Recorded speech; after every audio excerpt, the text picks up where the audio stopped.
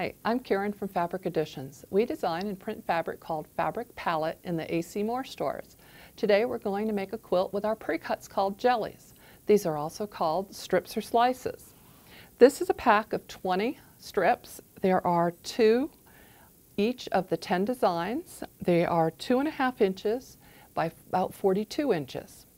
One roll will make the rainbow quilt. The instructions are on the Fabric Additions website. This is a good beginner's quilt because the strips are already cut, so you can start sewing. The jelly strips make the quilt front. There are only a few intersections to match, so you'll have a quick project. I'm working with the Top Textures collection. I'm going to pick 5 fabrics for the vertical and 5 for the horizontal sections. Take a picture if you like the fabrics next to each other, and this way it auditions the best combinations. It will also help if you have to stop sewing and come back to the project. Once you've decided on your design, you're going to start sewing. I always start sewing with a piece of scrap fabric. This lets me know if the thread is correct, if the machine is in good working order. I have a 1/4 inch bladed foot. I'm using cotton thread. Okay, so my seam looks a little bit wide. I can adjust that when I'm sewing my strips. My strips are matched right together, right sides together. I like to hold them to guide them in. You're going to sew with a regular stitch. You don't have to increase your stitch length. You don't want it too small, too many stitches to the inch. If you do have to make any adjustments, it's a lot of stitches to pull out. So you continue adding strips until you have 5 pieces. Then you're going to start on your second section, again, putting the pieces in order. I'm going to show you 2 ways to iron these strips. Have an ironing surface set up close by to your sewing machine. And method 1, you're going to press just the way your strips came off the machine. This sets the seam closed. Then, with the tip of your iron, press the top layer open. Take care that you're not stretching the edges, but do coax it into a straight strip. Method 2. I've sewn a complete set of 5 strips. We need to press the seams all in one direction.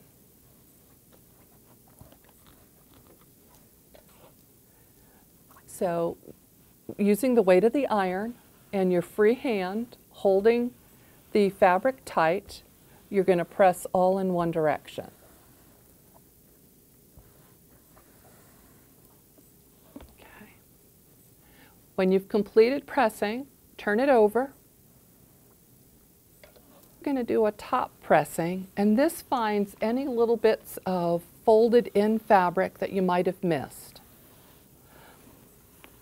We have all of our jelly strips sewed and pressed. We want to cut squares, so let's measure the strip sets. Ideally, our instructions tell us they should be 10.5 inches. Use the lines on your mat and on your ruler and cut one set at a time. The first step is to square up one end.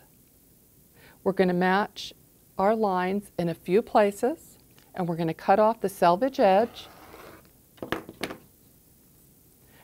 so we have a nice straight line. Turn your fabric so it's easy to cut and that the rotary cutter is on your comfortable side.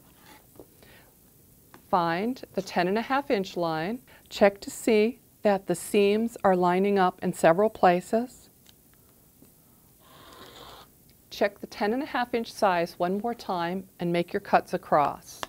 You're going to do this for all 4 sets. Now that we've cut all our blocks, we're going to lay out all of our squares. You can turn them and rearrange them until you get something you like. You're the designer here. Pin right sides together. You're going to match the edges and sew together with a 1/4 inch seam. Next, I'm going to show you how to sew the rows together so you get perfectly matched intersections. The first step starts with ironing. you're going to press all of the seams in one direction towards the row with the least amount of seams. So you don't want to press this way, you're going to press towards the row with the least amount of seams, and here.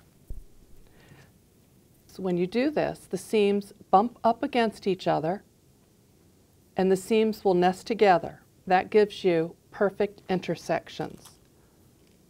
Place a pin before and after to keep those seams intersections neat. Jelly strips are so fast and easy to use. Just one roll of fabric palette jelly strips will make this beautiful 40-inch by 40-inch quilt. Once your quilt top is finished, you get to be the designer again. You're going to layer your quilt top with batting and backing and do your quilting. Simple in-the-ditch quilting was done on every single jelly strip, and then a little accent of a diamond shape was added. I hope these tips and knowing a little bit about how jellies work will help you to decide what project you want to do. Visit fabricadditions.com for your free patterns.